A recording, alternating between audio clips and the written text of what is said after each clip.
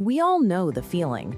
It is mid-afternoon, you are hungry, and despite knowing you have a nutritious meal sitting in the fridge, your brain is screaming for a pile of salty fries or a melting cheeseburger. Why does your own body actively fight your logical decisions? You know the fresh food is better for you, yet the craving for empty calories feels almost impossible to ignore. The answer comes down to hardware.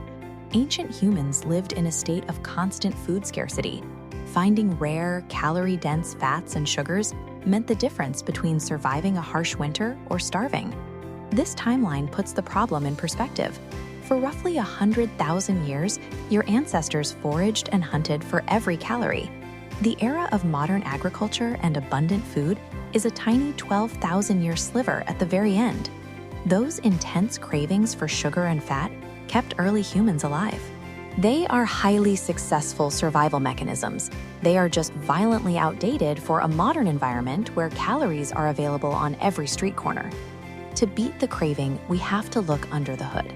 This matrix breaks down the exact physiological differences between these two fuel sources, showing point by point how they operate inside the human machine. Overcoming your junk food habits requires recognizing that you are fighting decades of deliberate food science, not a personal lack of willpower. Let's start with the first row, caloric density and how your body extracts energy. When you eat heavily processed food, you are ingesting massive amounts of simple carbohydrates and refined sugars. Food engineers remove the natural water and fiber content, leaving behind highly concentrated calories. Simple carbs trigger a violent blood sugar spike and intense energy burst, but your body overcompensates with a severe crash into the fatigue zone. As blood sugar plummets, your body releases the hunger hormone, ghrelin, artificially triggering your appetite long before you need calories. The sheer scale of this problem is massive. According to the World Health Organization, millions of people suffer from severe nutritional deficiencies, even while living in environments with overwhelming caloric abundance. They are overfed but undernourished. Engineered food acts exactly like a predatory loan. You get an immediate energy payout up front, but you are trapped in a cycle of crashing energy and artificially accelerated hunger. That brings us to the second battleground on our matrix, brain chemistry. In nature, you can find high fat in foods like nuts, or high sugar in fruits. But finding high fat and high sugar occurring together in the exact same food is almost biologically impossible. An unnatural ratio of sugar, salt, and fat creates the bliss point. This combination tricks your brain, aggressively releasing dopamine. But repeated exposure builds tolerance. You require larger amounts of junk food for the same hit, creating habit loops mirroring addiction. This is exactly why healthy food feels boring to eat. A plate of natural vegetables and lean proteins cannot compete with the extreme chemical overload your taste buds have adapted to expect. Junk food doesn't taste better by accident. It is a meticulously engineered neurochemical hack, built to overpower your natural moderation.